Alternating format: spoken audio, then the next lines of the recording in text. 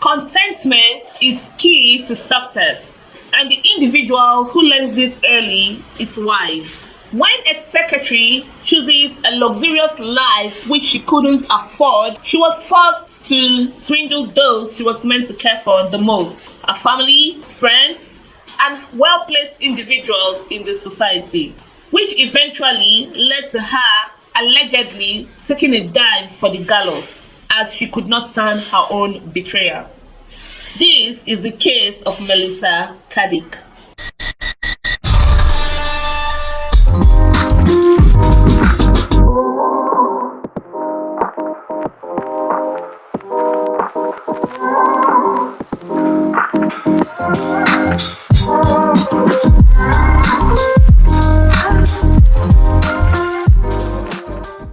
My name is Sefina, your Eleganza queen, and I'm currently putting on Ais Bespoke, an exceptional fashion house based in Ufedo, Abuja.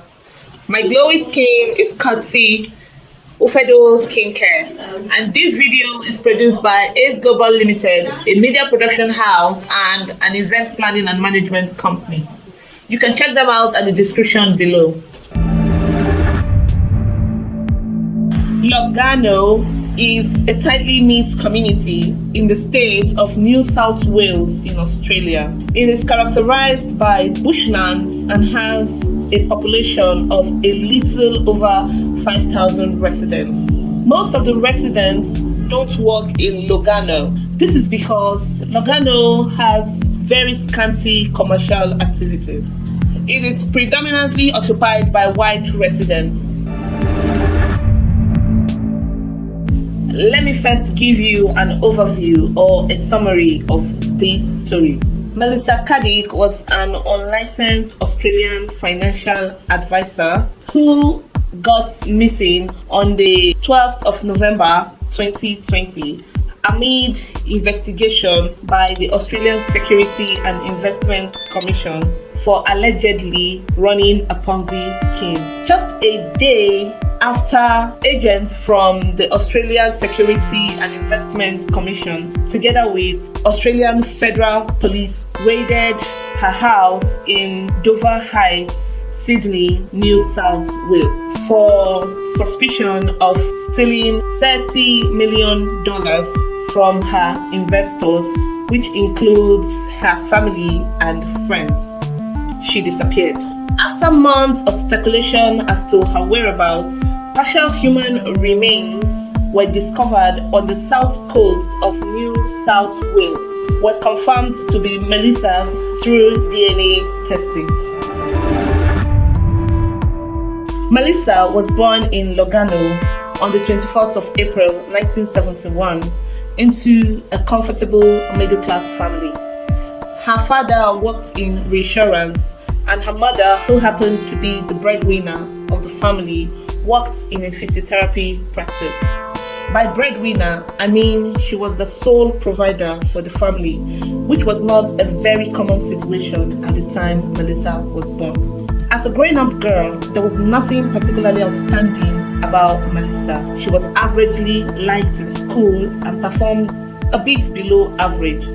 Her performance was quite bad to the point that she had to take the lowest level of maths in her higher school certificate.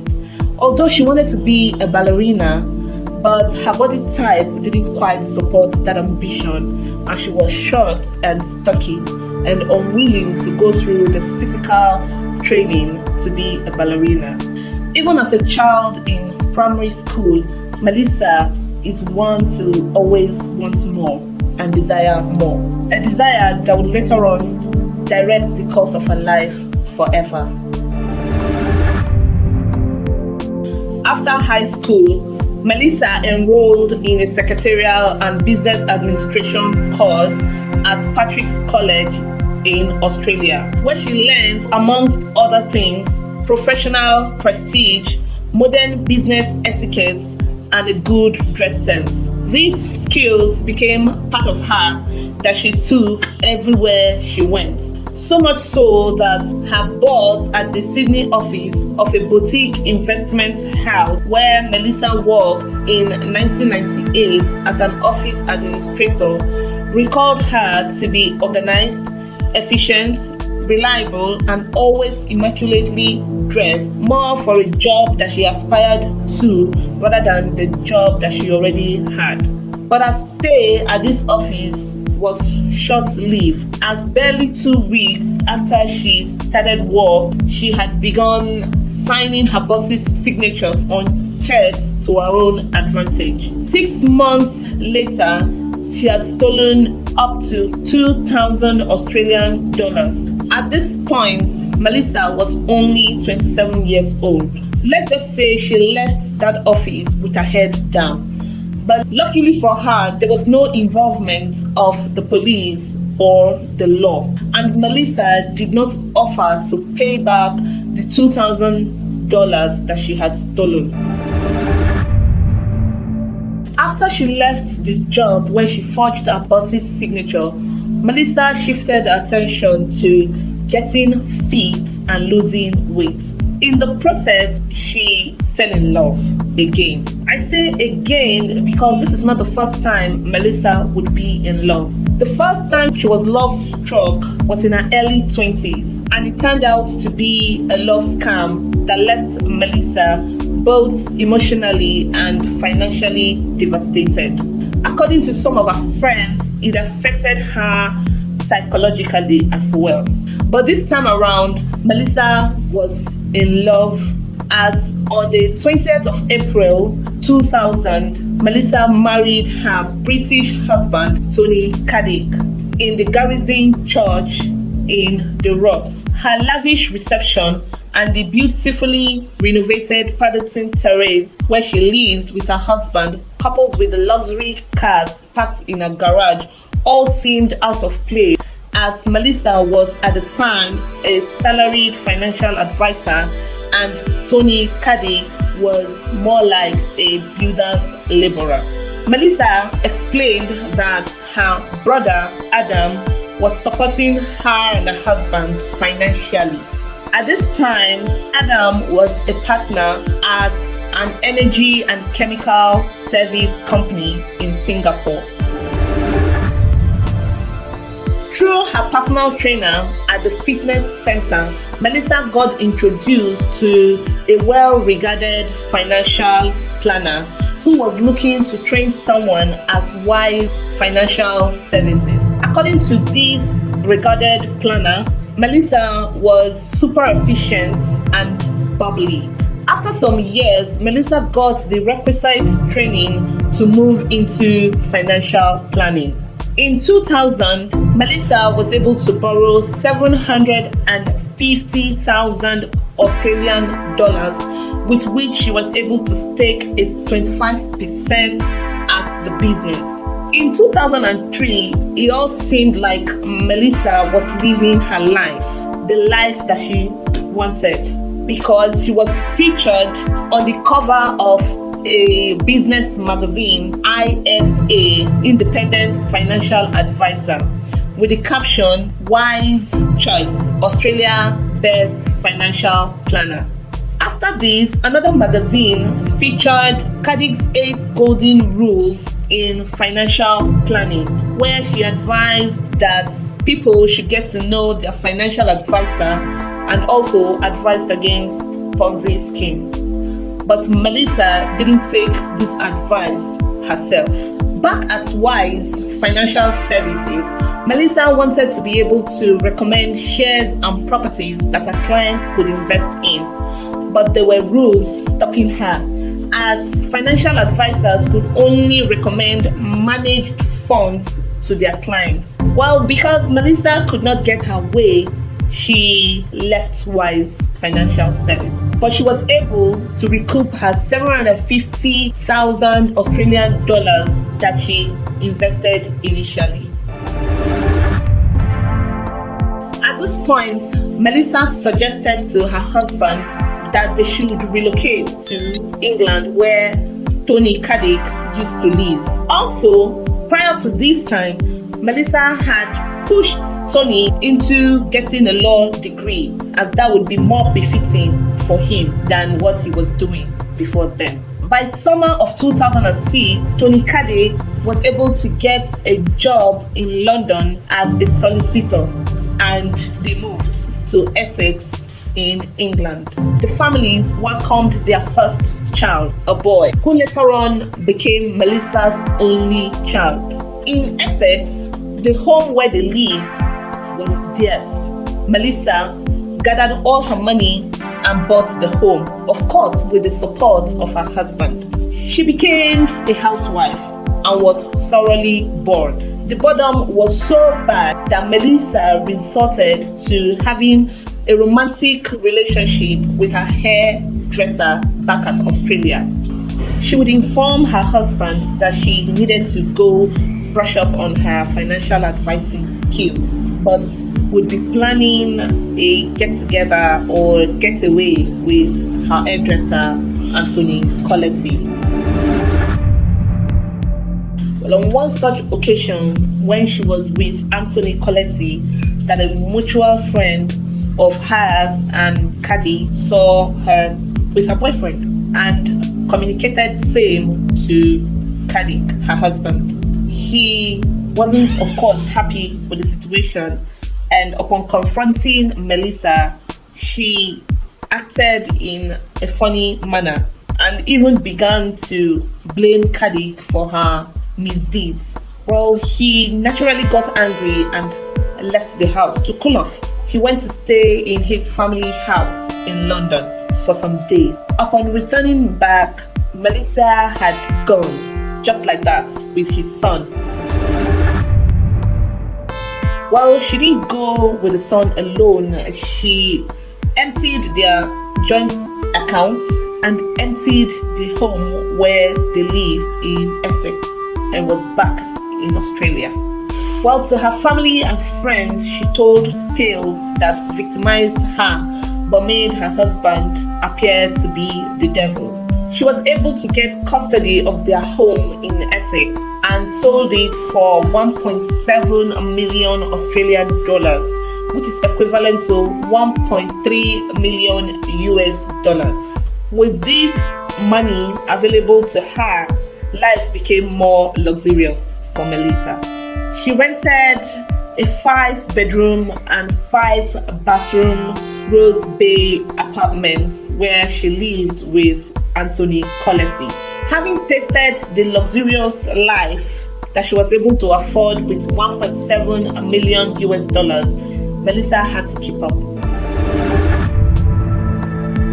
On New Year's Eve of 2013, Melissa married Anthony Coletti. Although they both shared the same April birthday, but Melissa was 11 years older than her husband. In fact, her friends referred to Anthony Coletti as her toy boy. It was at this point Melissa began growing her Ponzi scheme. She started by starting up a wealth management business with the name Maliva, and it was estimated that between 2012 and 2020, Melissa had convinced more than 60 people to entrust a total of $30 million into her business. The deal was that she would receive their money and help them invest the money in lucrative businesses. After she gets her clients, what she does is she sends them a Maliva financial guide where she tells her clients how she would invest their money and promised to maximize their earnings while working within the law. But Melissa wasn't really working within the law, as number one, she didn't have a license to operate a financial advising business. Two, even if she had gone to get a license, she wouldn't have been granted because she didn't have the requisite qualification to have a license. Well, to fix the license issue, Melissa decided to steal the license of somebody who she used to work with. and started her business. This is not new because Melissa has shown to love to pick things that she likes. One of her friends recalls Melissa admiring a butter knife in a restaurant and immediately picking it and putting it in her bag. So stealing is not new to Melissa. Once an investor deposits money into Maliva bank accounts, Melissa quickly creates a fake ComSec share trading account for them. ComSec is one of Australia's leading stock broker. So Melissa quickly creates a ComShare account for her clients. She forges not only her signature, her client's signature, but also her father-in-law's signature, who was at the time a justice for the peace. At the end of every month, she would email her clients a report showing that the business she invested their monies into had yielded so much interest, up to 30%. This made her clients so happy that they would bring in more money for Melissa to invest for them, and would go the extra mile of talking to people about Melissa. As her fame grew, so did her scam grow. To make her appear more exclusive, when a client walks up to her to indicate interest in entrusting their monies with her, Melissa would say that her booth is full, but would later on call the clients to say they were in luck as a space had just been created. Happily, the clients would invest their money, thinking, of course, that they are very lucky. With the money she got from her scam, she was able to afford luxury cars, designer clothes, beautiful jewelry, and she was able to go holidaying with her family ever so often. Most of her victims were her family and friends, including her parents, her brother, cousins, aunts, uncles, and friends that she had way back as a child, including their individual families. Whenever she was asked how she's able to afford the luxury life that she led, she would either say that she came up with a genius program at Wise Financial Service and was able to sell it for $86 million. Or she would say that she got a huge payout from a successful sexual harassment suit back at Wise. When one of her clients decided to thoroughly go through the documents that Melissa presented to her, she discovered that Melissa was using a license that wasn't hers. Immediately, she contacted the rightful owner of the license, who was a co-worker of Melissa in the past. When the Australian Security and Investment Commission was tipped off in 2019, your guess is as good as mine as to who would have done so. But the commission did not take the matter as seriously as they ought to have, until someone else called in to give more details as to the activities of Melissa Caddick. It was at this point that the commission realized that they were dealing with something very big.